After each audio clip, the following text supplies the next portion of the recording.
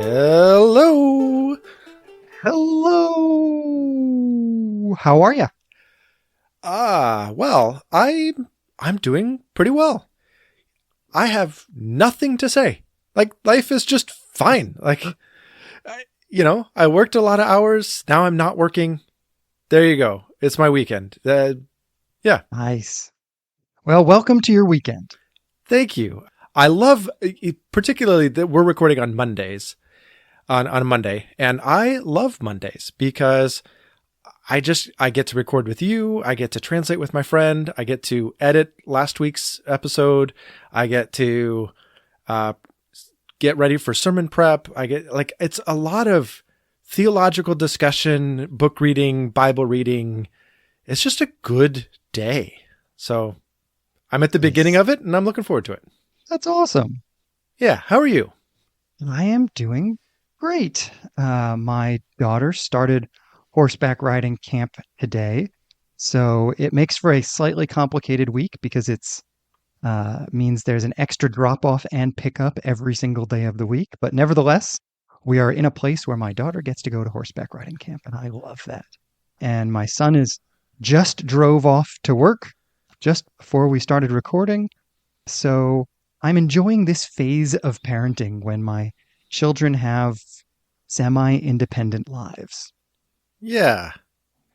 Do you know, though, it's ironic to me that your daughter has to be driven to horseback riding lessons where she gets on a form of locomotion that does not take her back home or transport her anywhere.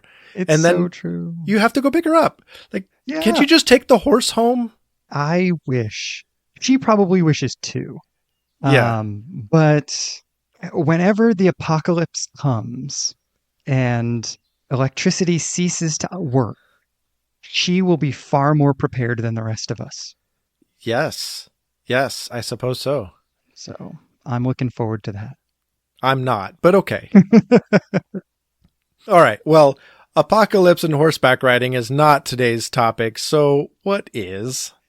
Oh man, I texted you how much I enjoyed the sermon that my pastor preached last week in church and actually asked you to listen to it because I wanted to get to talk about it.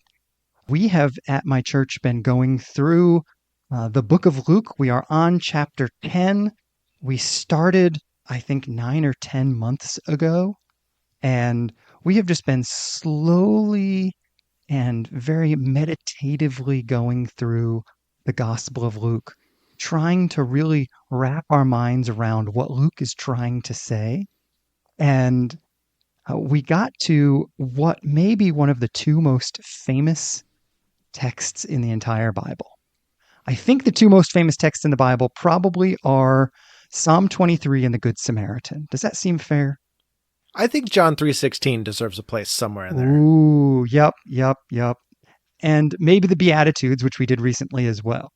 We're just kind of doing a tour of the greatest hits. Yeah, exactly. But I loved my pastor's take on the Good Samaritan. It's always interesting to hear somebody preach on a text that is so familiar. And there's this interesting challenge. You don't want to be novel as a preacher. Or at least if you do, you're probably already off base before you started. Right. And on the flip side, you don't want to just open the text and say, well, you all know what this said, so have a good week. Right? Yeah, exactly. So I have been loving the series. I love his approach to preaching. And so I just texted you this sermon and said, hey, listen to this. I want to get to talk about it. So here we are. I want to talk about the Good Samaritan and the sermon that my pastor preached last week on the Good Samaritan. Yeah, I'm really looking forward to this. I have to say, I loved the sermon. I thought it was fantastic. It had so much rich content to it. I learned stuff from the sermon. I was challenged by the sermon. It just so many good things about it. But in the name of like the three circles that we keep coming back to, right? The Father doctrine churches, the Spirit helping hands of Jesus churches, or the Jesus churches, and then the Spirit churches. You belong to an AOG church, which I think most people put into the Spirit category, but this sermon sure felt like you've got a closet Baptist as a pastor. If he listens to this, I'll be curious what he thinks of that. But the church definitely has a clear love for biblical and godly thinking that inspires action. But Mm, if we were to stack those up with one of them needing to be the foundation, clearly the foundation is thinking biblically and thinking deeply and biblically. yeah. And so you're absolutely right. I'm curious, what were your takeaways or what was your response as you listened to it? Well, I thought it was really interesting because one of the things that he pointed out, something I didn't know before, is really the full definition of what the inquirer's role was. The person who came to ask Jesus, who is my neighbor and that kind of thing, he is kind of a professional theoretician, if you will, on the scriptures. And so all of these matters of the law were brought to these professional thinkers who have teased out the full implications of the law. And so he's wrestling in kind of a more intellectual way with, okay, well, what does it really mean? Who is my neighbor? And the fact that this person was predisposed to think more abstractly and more detached from the doing and much more to the idea was fascinating to me. I just had never really understood that person's role in quite that same way. Yeah, I found that fascinating as well. And it really gives a lot of light to the opening dialogue between Jesus and this lawyer is what the ESV uses, but this sort of academic. Yeah. Even when the lawyer asks, "How do I inherit eternal life?"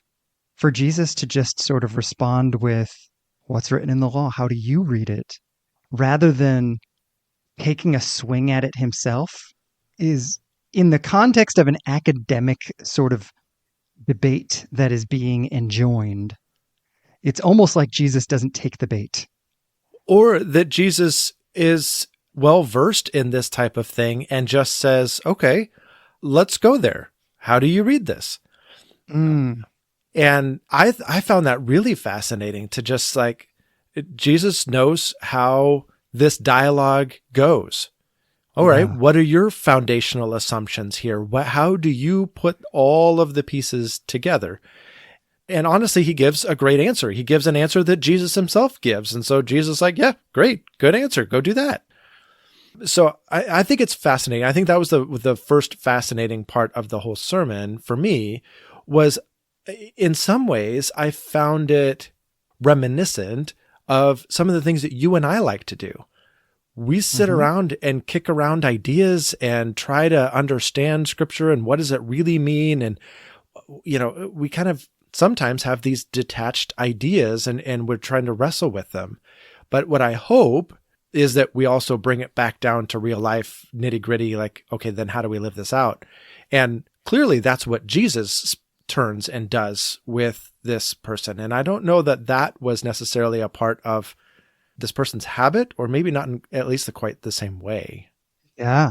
To tell this visceral story. Again, and I don't remember if when he was preaching, he mentioned whether this was normal or not, but I'm curious if this sort of anecdotal kind of argument, telling parables in the middle of a debate, was part of the norm or not. I don't know the answer to that. Oh, Um, I don't either. I've always equated that with Jesus and not necessarily with the methodologies of the day. But that's just my own assumptions. I have no idea if that's true or not. yeah, me either. I'm because this is either a fascinating way of living into the normal way of arguing. Let me tell you this story and then you think about it.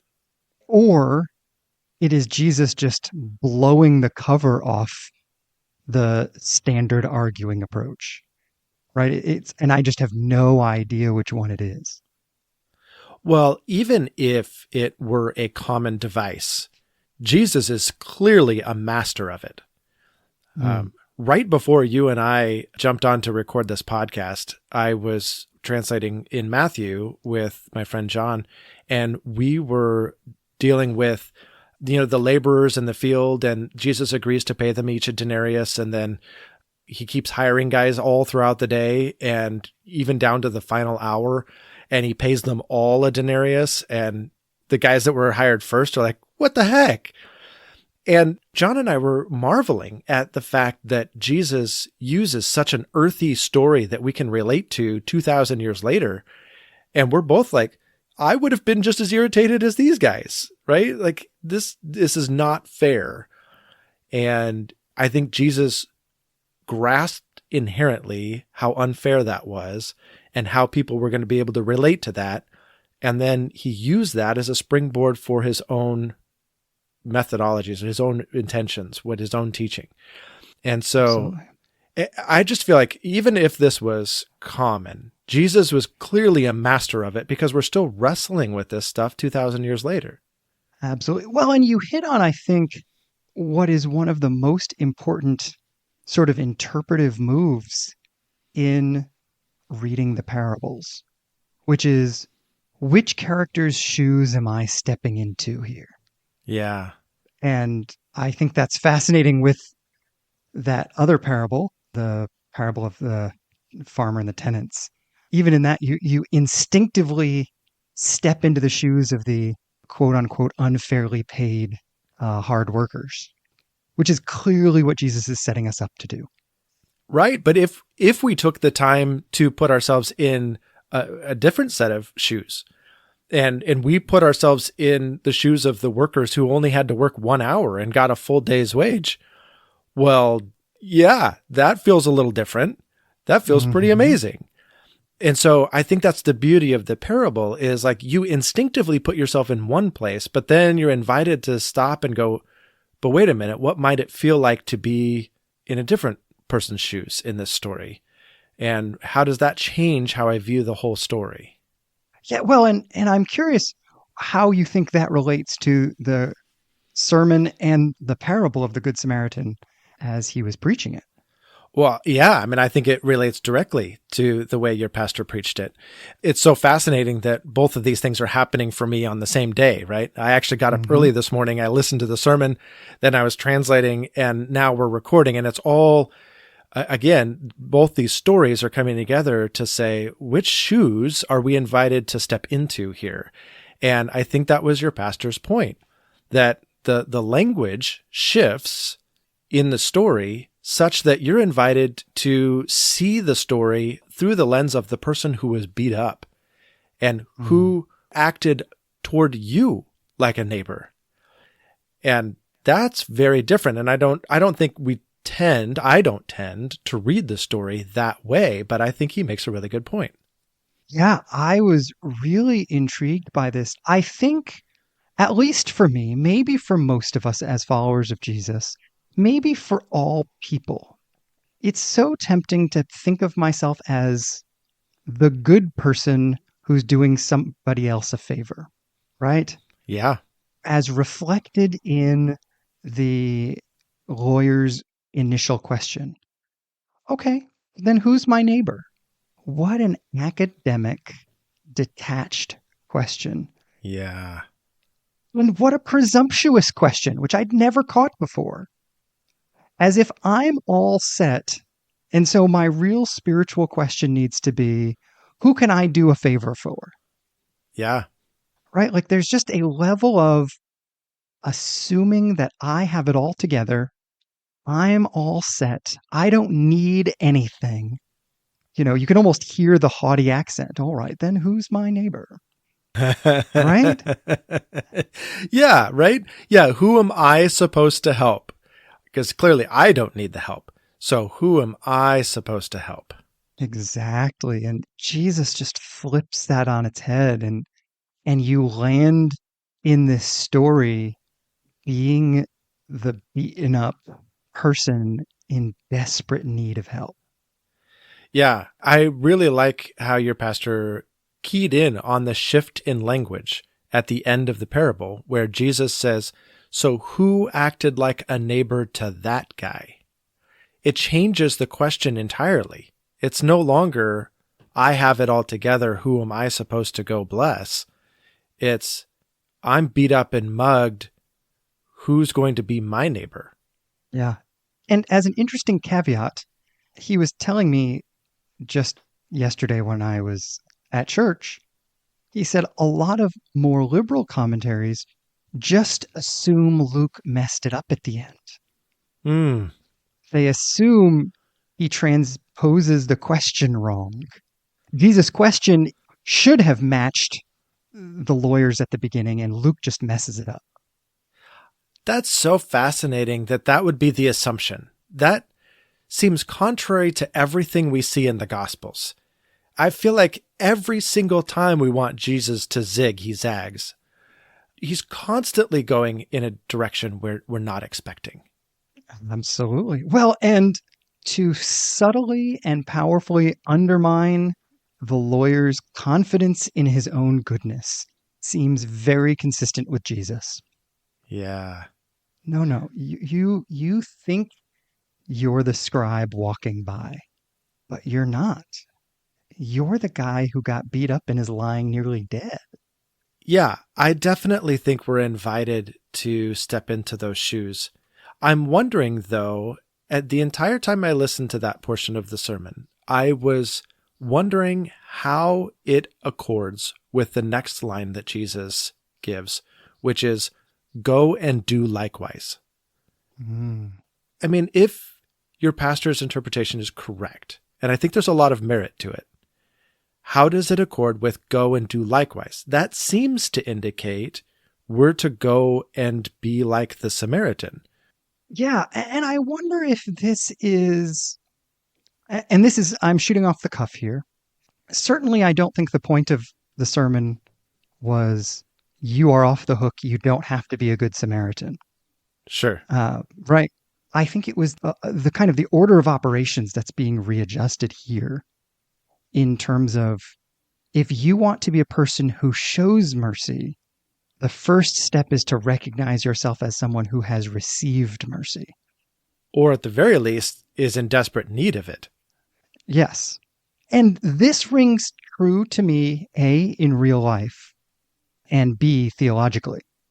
I think when we try to show mercy from a position of confidence and sort of, I've got it all together, I think that there can be something condescending about it. Oh, yeah, absolutely.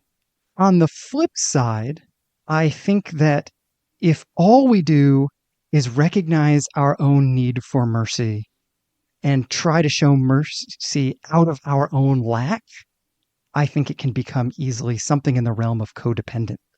Hmm. But if we recognize that we have had a lack that someone loved us enough to fill, then suddenly my mercy is coming from a humble but healthy place.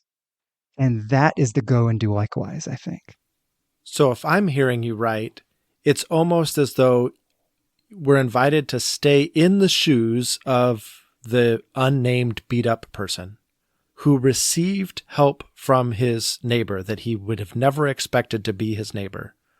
And now that he's healed, now that he can walk away from the inn with all of his wounds restored, now he's to go and do like he received. Yeah, I think that that is generally what I'm hearing. What do you think?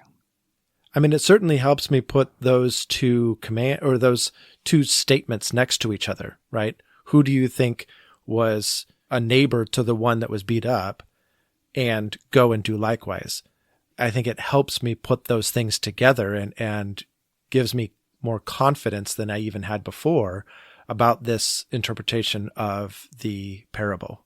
Which if we hold this as a way of reading this parable, if I am not the Good Samaritan, if I am the beat up guy, the question that I think my pastor only loosely implied an answer to is, so who's the Good Samaritan?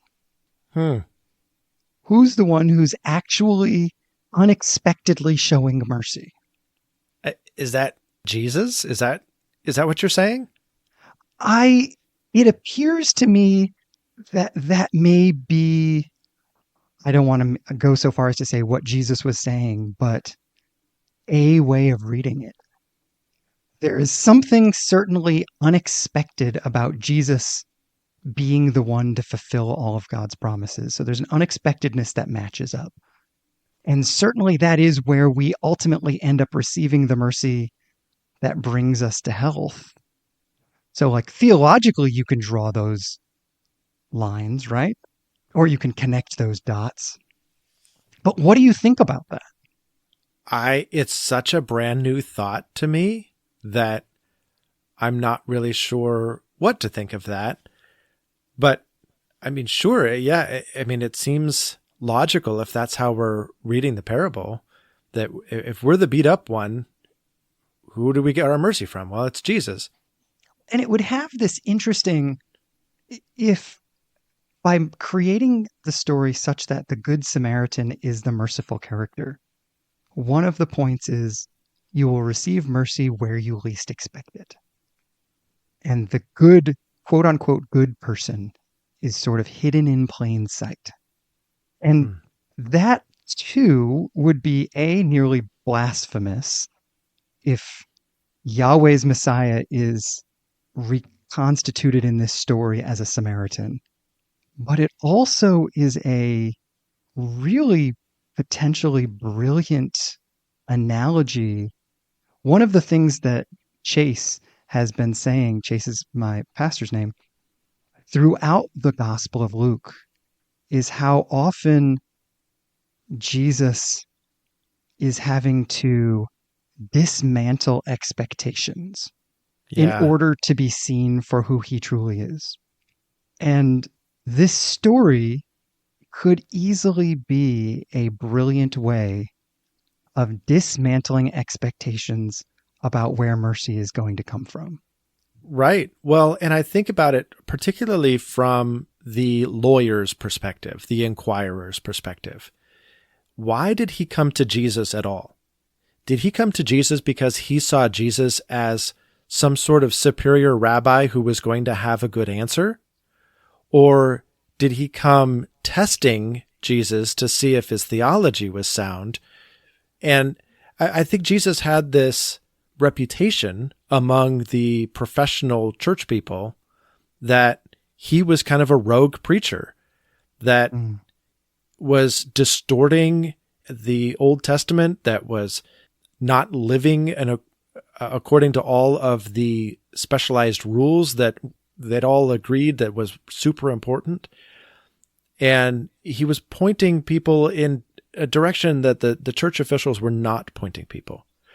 So I feel like they saw Jesus teaching a bastardized version of the Old Testament and disregarding certain things that they held to be very important.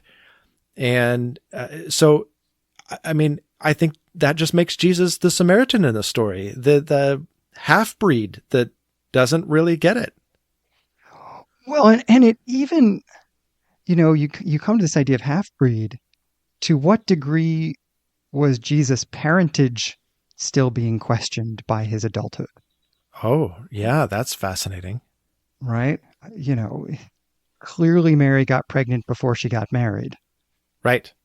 If they're still asking that question about Jesus' parentage, Jesus putting himself in the position of a Samaritan isn't a giant leap. No. On some level, he does have Jewish and non-Jewish parents, right? God is not distinctively Jewish any more than he is anything else. Sure. You're right. Maybe Jesus did at times think of himself as a Samaritan in that way. Huh. This is all super fascinating, but I think we've edged into the detached sort of like Yes, interesting that's fair. ideas. So I'm going to be spinning on that for a while. But to bring it back a little bit more to the Yeah. heart of this, I had a similar experience to this sermon as I did the sermon that we just had yesterday at church. Yesterday, our sermon was on petition prayer, and it was actually our youth pastor that was preaching, and he did an amazing job. He started with an opening illustration that we could all connect to. He was talking about being out on the river with like his very humble boat, and they were enjoying their time. They were cruising around, and then his engine died, like irreparably died. And he had to like wave his flag and try to get help. And here comes this 3-story yacht that's like, I'll come and help. And he's like, oh my gosh, me and my humble boat and my weak little flag. And I have to like stand here and let these guys come and help me. And it was so embarrassing for him. And just like, he just didn't even want to do it. The story goes on. It's very well told and all of that, but it's something we can all relate to. I don't want to be the guy that needs help. I don't Hmm. want to admit that I need these things. And I think that was the invitation that Jesus was giving in this parable and many other places. Stop and acknowledge your own need and receive that. And then out of that experience, serve others. Well, and this is very consistent with what we were talking about in the Sermon on the Mount. Blessed are the meek, blessed are those who hunger and thirst for righteousness. There is a sense in the Beatitudes that those who are blessed are those who know their own desperate need. Mm, yep. And for Jesus to use this story to position us to have the humility to admit, man, I am the guy in the dinky little boat. I am the guy who's beat up by the side of the road. Yeah. That's hard. Yeah. I think particularly for the professional church people, Hmm. I think this is why Jesus really praises a lot of these other characters in the Gospels that just seem to grasp their need without it having to be told to them, right? Like when a prostitute comes and anoints Jesus's feet with oil and uses her hair to wipe his feet, and she gets her loneliness straight out of the gate. Nobody has to teach her that. But this lawyer fellow who is looked upon by everybody in the community as the guy to go to for answers on the law, and he knows the Old Testament scriptures inside and out, and honestly genuinely knows them, because he even gives the same answer that Jesus would have given to like, how do you read the scriptures? It's like he knows his stuff. And yet what he has to learn is how to be humble like that prostitute, or like the guy that was beaten up on the side of the road and maybe shouldn't have even been there in the first place.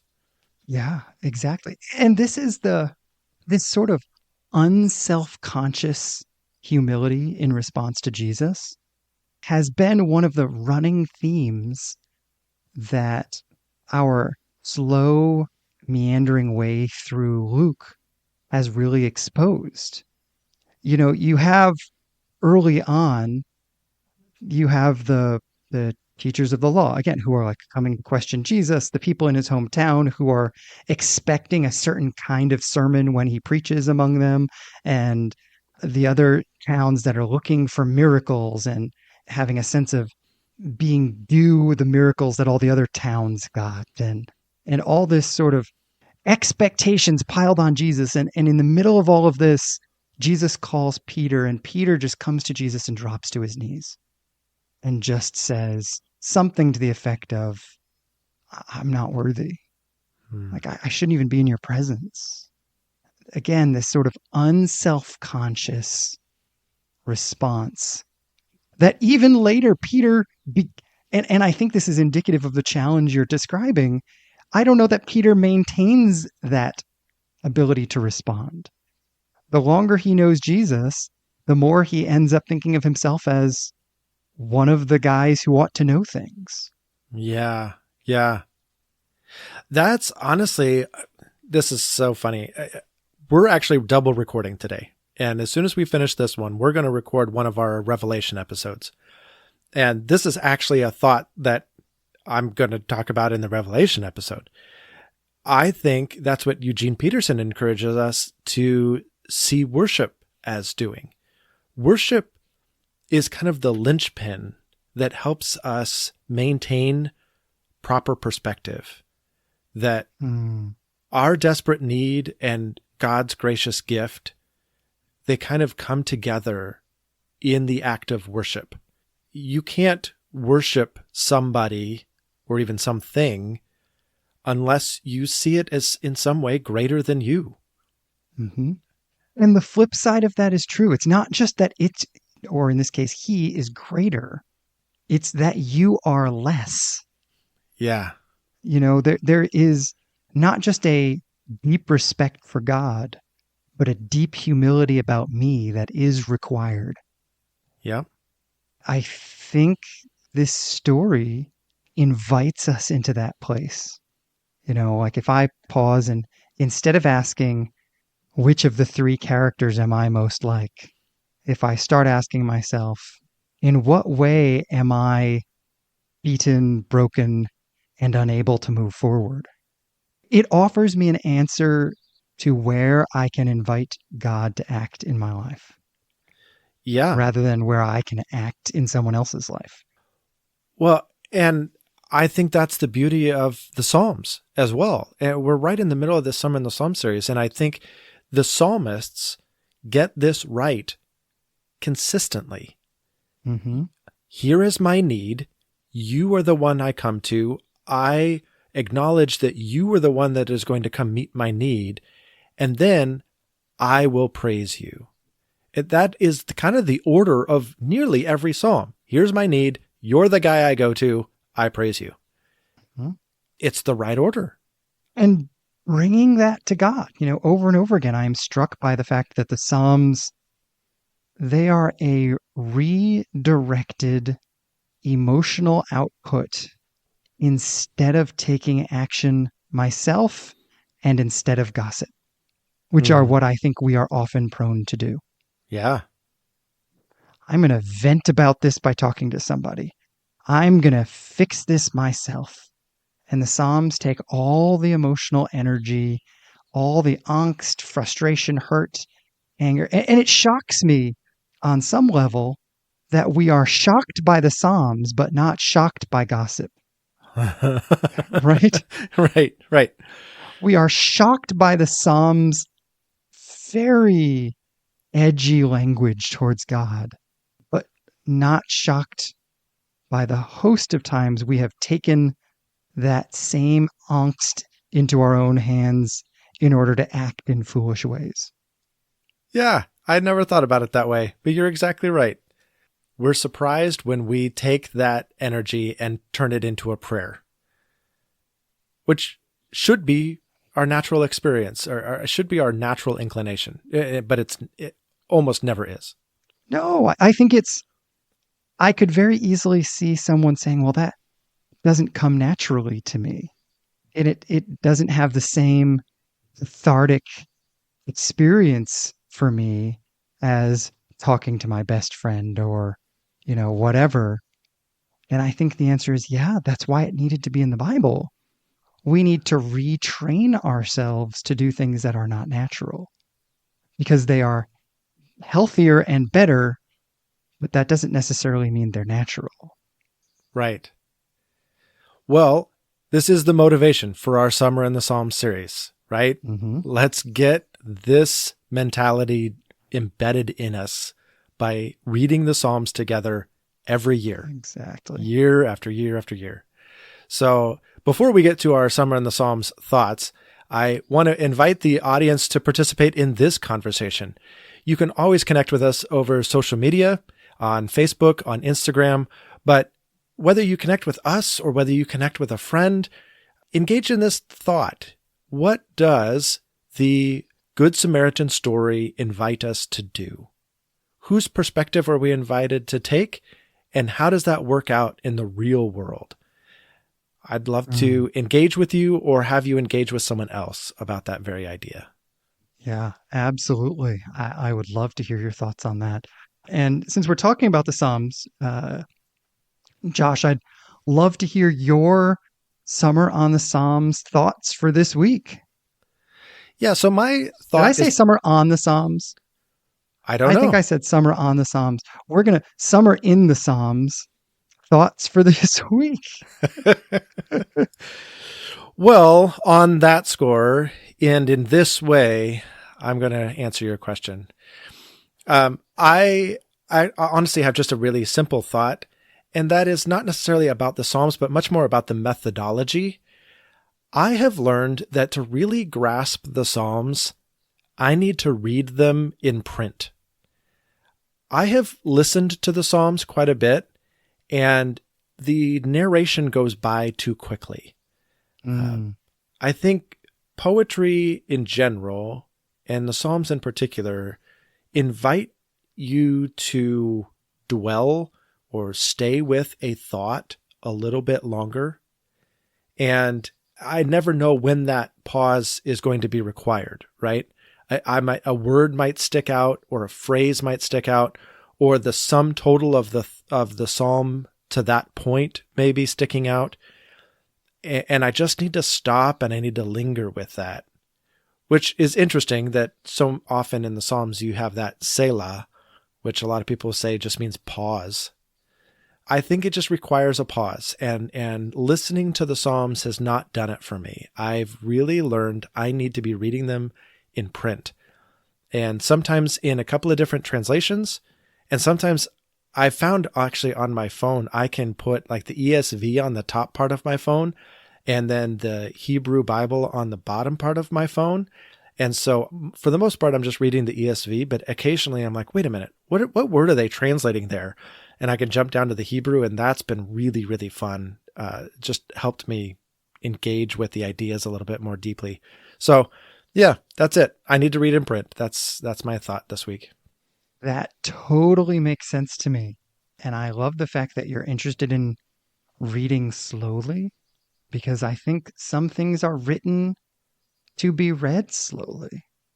Not to say that somebody else shouldn't read it a different way, but I think one of the things we have to be willing to do is gear shift in order to learn best what is going to work for us. Yeah. Yeah. Which exactly. And I had built my Summer in the Psalms reading schedule around being able to listen in the car, and it's not working. So now I have to shift gears, and that makes it more complicated, but hopefully richer for it. That's awesome. I love that. Well, my thought is from the psalm that we were supposed to finish reading today or yesterday or something like that. Psalm 78, which is a really long one. Psalm 78 is one of these history of the story of God and Israel psalms. Let's recount what God has done and why Israel has been unfaithful and God has been faithful, is kind of Yeah. the theme. And I love the introduction to this as translated by Peterson. I'm chewing on the morsel of a proverb, is one of the lines that Peterson translates at the beginning. And I love this sort of view of the psalm as a meditation on the history of the work of God. Not just me reading it, but the writing of it is a meditation on the history of the work of God in the world. Mm. And that's really powerful. But what my actual thought here, it really walks very carefully through the plagues that rescue Israel from Egypt, then the wilderness wandering years, and it lines out every act of unfaithfulness over and over and over and over again throughout those years. And then it jumps a little bit forward and says, then he chose David his servant, handpicked him from his work in the sheep pens, One day he was caring for the ewes and their lambs. The next day, God had him shepherding Jacob, his people Israel, his prized possession. His good heart made him a good shepherd. He guided the people wisely and well. Full stop, end of very long psalm. Hmm. And it's this very jarring reminder to me of how desperately, and my first thought was, well, David sort of did that. I don't know that, but even the failure of David to live up to these words about David is a reminder of how much is missing in the Davidic king, and how much, you were saying this about a psalm, I think the other day, that it was written long after the Davidic kingship. And so it is even the reminder of the Davidic kingship is a longing for kingship. And I think both the failings of Israel as outlined in this psalm and this very abrupt ending are this desperate longing for kingship that begins to be fulfilled in Jesus, but that, at least as I look at the world around me and my own life and the life of the church, I am continually reminded we need the King to come. I like both of the thoughts that you gave. You kind of threw out an anecdotal thought at the beginning, but I'm marrying the two in my reflections on what you've said and thinking about what it would have been like for the author of this psalm to sit down with that longing and to recount Israel's history up to and stopping at the time of David and thinking, this is how God has been faithful to his people, and all the way down to this kingship that has been idealized in our cultural memory. And that is what we're longing for. And the whole exercise of writing this psalm is an act of longing. So Eugene Peterson, we're going to talk about Eugene Peterson in our Revelation episode that we're going to record in about 10 minutes here. And he talks about preaching as the act, and both preaching and taking communion as these acts that tie together history and eschatology. What has gone before and what is encroaching upon the now from the future. And I think that is what the psalmist is experiencing. He's recounting history and anticipating the encroachment of the future on the now, when God faithfully brings in his messianic king once again. Mm-hmm. Yes. And so one of the things that Peterson says is that the book of Revelation is a meditation on and reconstitution of all the major themes of the Bible. Particularly the Psalms. Particularly the Psalms. And so it is not shocking that this book of Revelation leads us to end with prayer that voices this longing. Come, Lord Jesus. Yeah. Right? Like, the church is not what it could be. We've been unfaithful, just like Israel's been unfaithful. The world is broken. We are the character in the Good Samaritan that is broken and bloodied. And we are desperately longing for you to come by and make things right.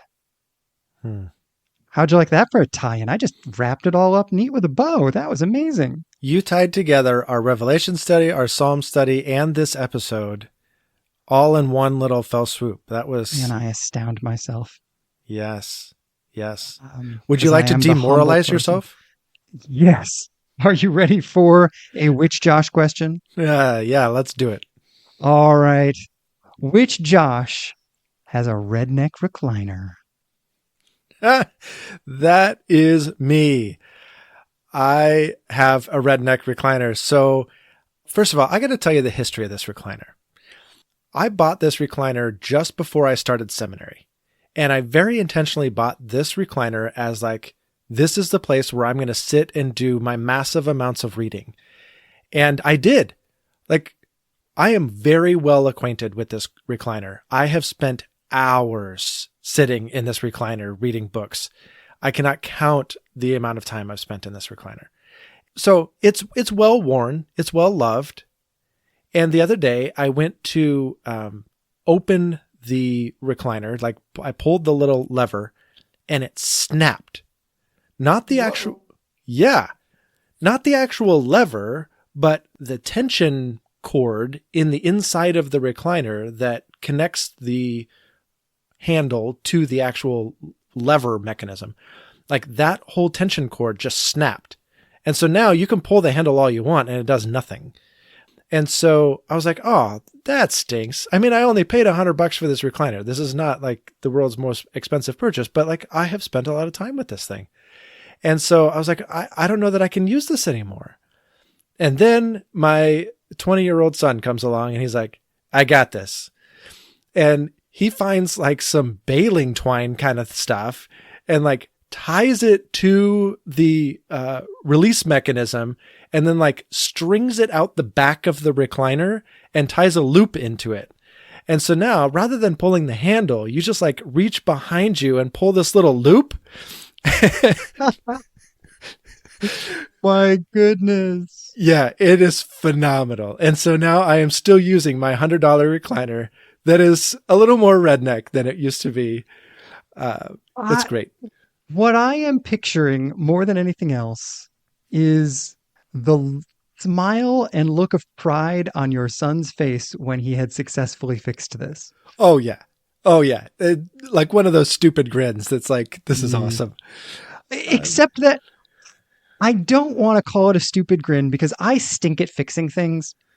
So it's like, I don't want to imply on any level disrespect for the amount of creativity and ingenuity it takes to be able to like fix stuff with other stuff. Oh, no. Hopefully I was not implying that either if my son listens to this. No, I actually he does this all the time. Like I had a problem with my weed eater the other day. I had like screwed up how I like attached the head to the weed eater. And I was like, I tried and I could not get the thing to work right. And so I needed him. I was like, dude, come be a redneck for me. I don't know how to do this. Like, help me. And sure enough, like we worked the problem for a while. He didn't just like magically have a solution, but over the course of like 20 minutes working together, he was like, I got this. And he totally came up with the right solution. It was just, anyway, he just creatively uses other things to fix problems. And I love it. So there is a genuine creativity in that I do not have, that I just love. Yes. Same. So now I have a redneck recliner. Oh, that's great. Well, congratulations. You'll have to give us an update if and when the time comes that it somehow has duct tape essentially upon it. All right. You want to talk again next week? Yeah, let's do it. All right. I'll talk to you. Okay. Bye. Bye.